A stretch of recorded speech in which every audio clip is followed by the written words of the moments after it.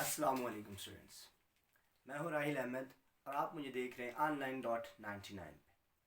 Once again a very warm welcome to all of my students in this very cold weather. Students, आज जो topic लेकर हम आए हैं वो है charge to mass ratio of electrons और charge to mass ratio of cathode rays. Last 2 lectures के अंदर हमने डिस्चार्ज ट्यूब एक्सपेरिमेंट बात की थी कि कैथोड रेज को कैसे डिस्कवर किया गया।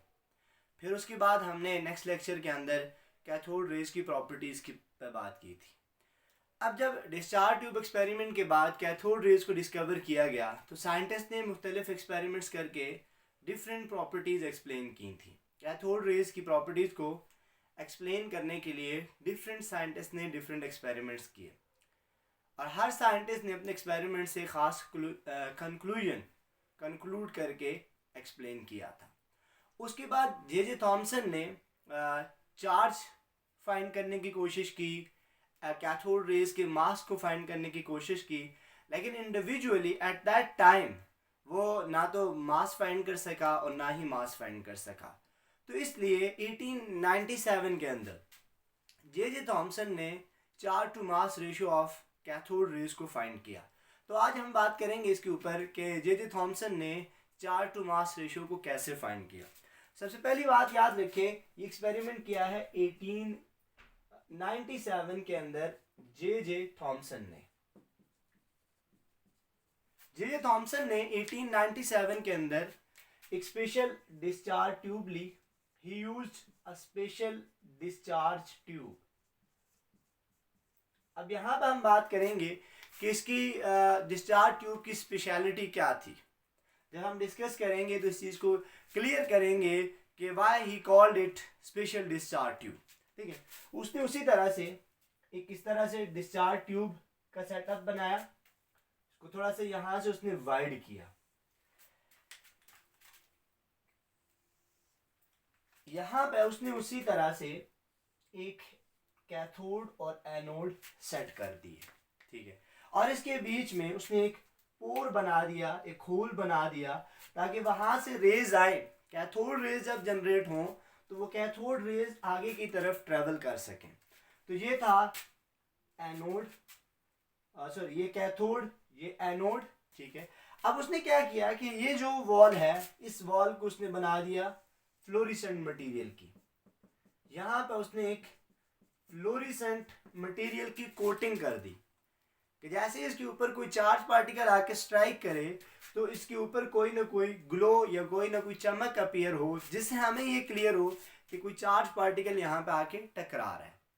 अब उसने क्या किया कि सबसे पहले ना मैग्नेटिक फील्ड अप्लाई की ना इलेक्ट्रिक फील्ड अप्लाई की।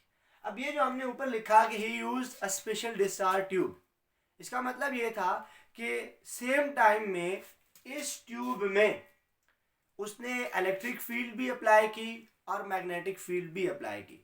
लेकिन सबसे पहले उसने ये किया, ना मैग्नेटिक फील्ड अप्लाई की ना इलेक्ट्रिक फील्ड अप्लाई की, जस्ट यहाँ से कैथोड रेज को जनरेट किया।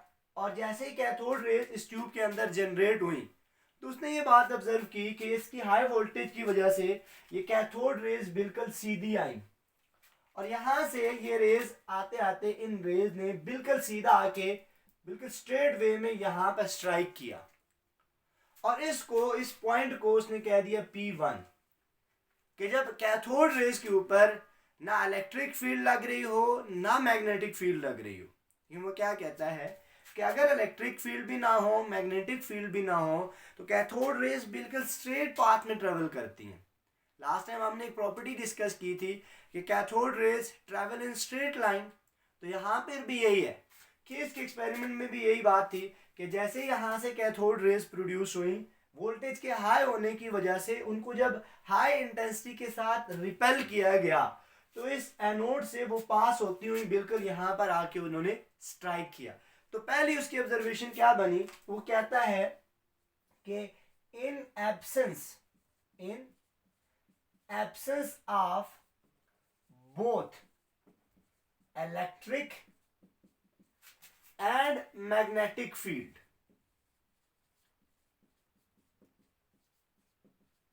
ये बात कि इलेक्ट्रिक और मैग्नेटिक फील्ड दोनों की एब्सेंस में cathode rays strike at point P1। यहां पर बिल्कुल स्ट्रेट वे में, बिल्कुल सीधा सामने जाकर वो स्ट्राइक करती हैं जब कोई भी एक्सटर्नल फोर्स अप्लाई ना की जाए, क्योंकि उनकी प्रॉपर्टी है कि दे ट्रैवल इन स्ट्रेट लाइन, तो अब वो स्ट्रेट लाइन में ट्रैवल करेंगी। उसके बाद उसने क्या किया, उसने इस कैथोड रेज के ऊपर इलेक्ट्रिक फील्ड अप्लाई कर दी। इसी के रास्ते में उसने दो प्लेट्स लगा दी इलेक्ट्रिक फील्ड की। यूं एक प्लेट को उसने बना दिया पॉजिटिव, दूसरी को बना दिया नेगेटिव। अब ये प्रॉपर्टी हमने डिस्कस की थी कि कैथोड रेज को जब इलेक्ट्रिक फील्ड में से पास किया जाए तो वो बेंड हो जाती है टुवर्ड पॉजिटिव प्लेट। अब जैसे ही यहाँ से कैथोड रेज आई तो उसने ये बात ऑब्जर्व की कि इलेक्ट्रिक फील्ड के बीच में से, जैसे इलेक्ट्रिक फील्ड से बीच में आती हैं तो वो बेंड हो जाती हैं टुवर्ड पॉजिटिव प्लेट। यहाँ से ये रेज आते आते यहाँ से ये रेज आएंगी और इधर से इस तरफ बेंड हो जाएंगी। तो instead of striking at point P1, now in this case, इस केस में जब इलेक्ट्रिक फील्ड अप्लाई की गई तो उन्होंने आके स्ट्राइक किया इस साइड पे, इस कॉर्नर पे, और उसने इसे कह दिया पॉइंट P2। ये दूसरी उसकी ऑब्जर्वेशन है। वो ये कहता है दूसरी बात कि अगर इलेक्ट्रिक फील्ड अप्लाई की जाए, अगर इलेक्ट्रिक फील्ड अप्लाई की जाए तो ये रेज आकर स्ट्राइक करती हैं एट पॉइंट P2। तो हम ये कहते हैं कि in presence of electric field only, सिर्फ इलेक्ट्रिक फील्ड अगर अप्लाई की जाए, cathode rays strike eight P2। ये दूसरी बात कि अगर इलेक्ट्रिक फील्ड अप्लाई करें तो ये स्ट्रेट जाने के बजाय इस पॉइंट पर जाकर स्ट्राइक करेंगी। ये दूसरी बात। तीसरी बात उसने ये किया कि अब के बाद इलेक्ट्रिक फील्ड को ऑफ किया, इलेक्ट्रिक फील्ड को उसने खत्म किया और उसने इसके बीच में रख दिया एक मैग्नेट। यूं उसने एक मैग्नेट जब यहां पर एडजस्ट किया तो लास्ट टाइम हमने ये प्रॉपर्टी भी डिस्कस की थी कि अगर कैथोड रेज को आप मैग्नेटिक फील्ड से पास करें तो क्या होगा कि वो जो लाइन है मैग्नेट की उसके ये परपेंडिकुलर बेंड हो जाएंगी। तो यहाँ पर भी यही हुआ कि जैसे ही ये रेज यहाँ से आई, इधर से आई, तो यहाँ आने के बाद ये बेंड होगी और बेंड होने के बाद ये सीधा जाने की बजाय या ऊपर जाने की बजाय ये नीचे आई और इन्होंने स्ट्राइक किया एट पॉइंट P3। और उसने ये कह दिया कि in presence of magnetic field की प्रेजेंस में ये रेज आकर स्ट्राइक करती हैं एट पॉइंट P3। ये उसकी तीसरी ऑब्जर्वेशन है। वो कहता है कि in presence of magnetic field only, कि अगर सिर्फ और सिर्फ मैग्नेटिक फील्ड अप्लाई की जाए, इलेक्ट्रिक फील्ड ना हो, सिर्फ मैग्नेटिक हो, तो ये कहता है कि cathode rays strike eight P3। ये बात ठीक है। तो यहां तक हमने तीन बातें डिस्कस की कि अगर इलेक्ट्रिक फील्ड भी ना हो, मैग्नेटिक फील्ड भी ना हो, दोनों फील्ड ना हो, तो वो ये कहता है कि ये रेज बिल्कुल सीधी आती हैं और यहां पे आके स्ट्राइक कर जाती हैं। ये पहली बात।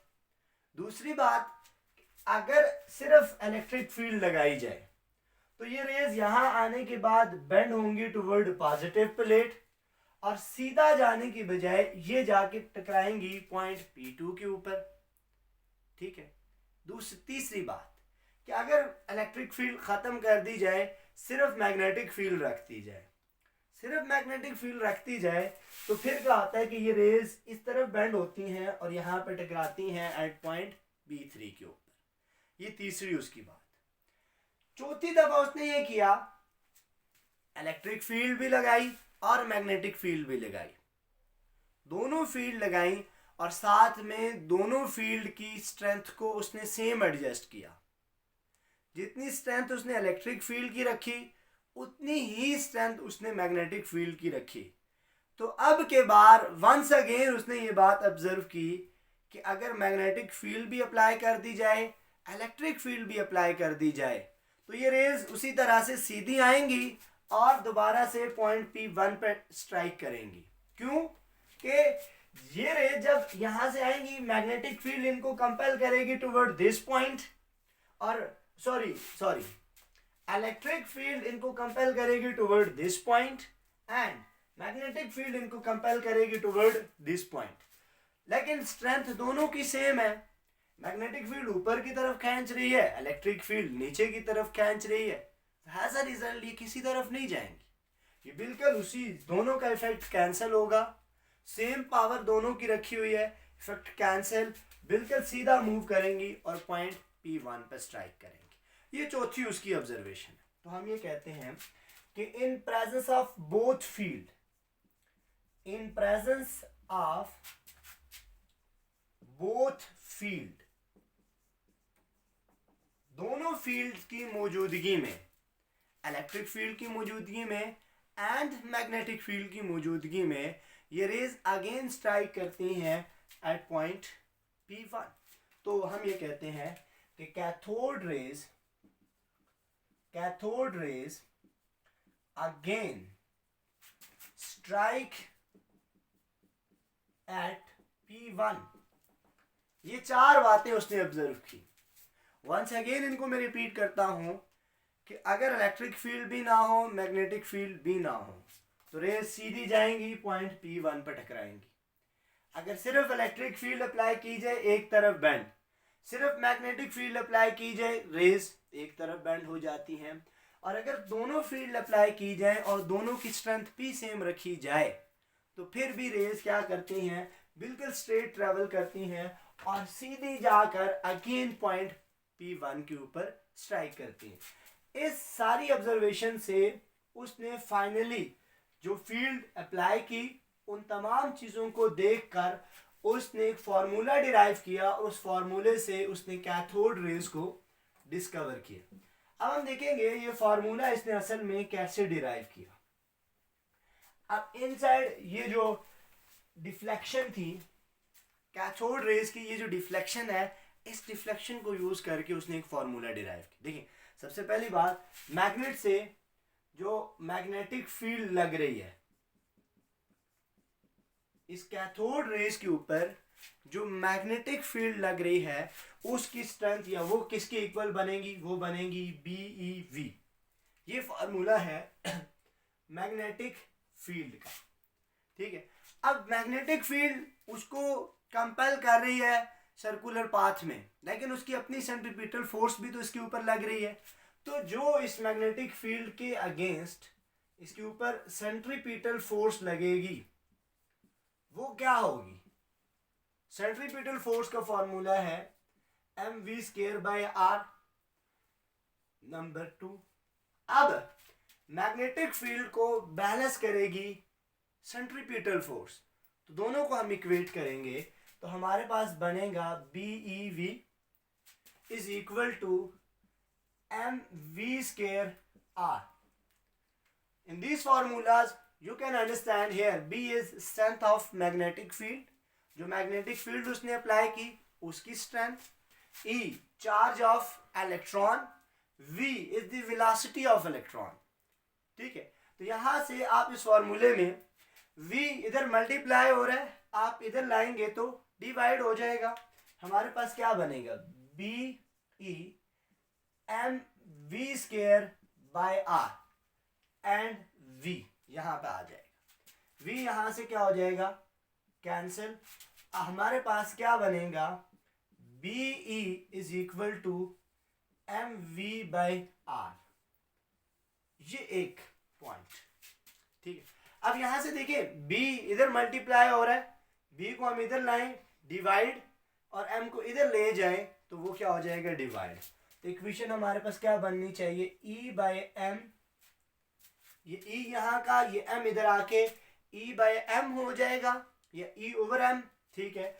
और ये B इधर जाके V बाय बी आर, ये एक हमारे पास इक्वेशन आ जाएगी। अब देखिए यहां से कि हमने फाइनली उसने क्या कहा था, जे थॉमसन के मुताबिक लास्ट पॉइंट में उसने ये कहा कि इलेक्ट्रिक फील्ड की स्ट्रेंथ और मैग्नेटिक फील्ड की स्ट्रेंथ सेम रखी गई थी। जितनी उसने इलेक्ट्रिक फील्ड अप्लाई की उतनी ही उसने मैग्नेटिक फील्ड अप्लाई की। तो अगर हम इन दोनों को कहें कि electric field is equal to magnetic field, ये क्या था, B E V is equal to E E. Here E is the strength of electric field and E is charge of electron. तो यहां से ये कैंसल, आपके पास क्या बन रहा है, E is equal to BV, यहां से आपको BV मिल गई। इसके बाद आपने क्या करना है कि E ये B की वैल्यू निकालें, BV को उड़ाएं और आप किसकी वैल्यू निकालें, E की वैल्यू निकालें, B की। तो क्या बनेगा, E बाय V, V वहां पे जाके डिवाइड, BV उड़ गई। अब आपने क्या करना है कि यहां से BV को उड़ा देने के बाद इस B की वैल्यू को यहां पे पुट करना है इस इक्वेशन में। तो आपके पास क्या बनना चाहिए, E by M is equal to V, ठीक है, डिवाइड, ये यहाँ पे V की वैल्यू हम पुट करें, सॉरी यहाँ पे आपने क्या करना है, B की वैल्यू नहीं निकालनी, V की वैल्यू निकालनी है। अब देखिए यहाँ से हम ये करेंगे कि हम यहाँ से V की वैल्यू निकालेंगे। तो V की वैल्यू बनेगी हमारे पास E बाय M और B, ये V यहाँ पर रहेगा, ये B इधर आके डिवाइड हो जाएगा। तो हमारे पास V की वैल्यू है, इस इक्वेशन में आप V की वैल्यू पुट करें तो क्या बनेगा, E by M is equal to E divided by B multiply होगा B स्क्वायर साथ में R। तो ये फाइनल इक्वेशन हमारे पास बनेगी for charge to mass ratio. J Thomson ने फाइनली ये इक्वेशन डिराइव की थी कि charge to mass ratio is equal to E by B square and R। और E क्या है यहाँ पर कि जो उसने इलेक्ट्रिक फील्ड यहाँ पे अप्लाई की, B क्या है कि जो मैग्नेटिक फील्ड वो अप्लाई कर रहा है, और R क्या है कि जब मैग्नेटिक फील्ड में आप चार्ज पार्टिकल को रखते हो तो उसको कंपेल करता है सर्कुलर पाथ में मूव करने के लिए, तो उस पाथ का रेडियस। जब इन तमाम की वैल्यूज उसने पुट की तो उसके पास E बाय M की जो वैल्यू आई वो थी 1.7588 इंटू 10⁻11 कूलम पर किलोग्राम। ये फाइनली उसके पास चार्ज टू मास रेशियो की वैल्यू आई। तो ये वैल्यू आ जाती है चार्ज टू मास रेशियो। तो यूं उसने जे थॉमसन ने चार्ज टू मास रेशियो को कैलकुलेट किया और इसके बाद इंडिविजुअली फिर चार्ज को भी कैलकुलेट किया जा सका और फिर मास को भी कैलकुलेट किया जा सका, ठीक है। अब चूंकि उस टाइम ये इंडिविजुअली चार्ज नहीं कैलकुलेट कर सका और ना ही मास फाइंड कर सका, इसके इस एक्सपेरिमेंट के बाद फिर R.A. मिलीकॉन ने एक बहुत मशहूर एक्सपेरिमेंट, बहुत popular experiment, that is famous oil drop experiment. उस आयल ड्रॉप एक्सपेरिमेंट से उसने फिर चार्ज ऑफ इलेक्ट्रॉन को फाइंड किया। चार्ज ऑफ इलेक्ट्रॉन आ गया, चार्ज टू मास रेशियो यहाँ से आ गई, फिर इन दोनों को यूज करके मास ऑफ इलेक्ट्रॉन को भी कैलकुलेट कर लिया गया। तो ये था measurement charge to mass ratio, charge to mass ratio को कैसे कैलकुलेट किया गया। Thank you very much.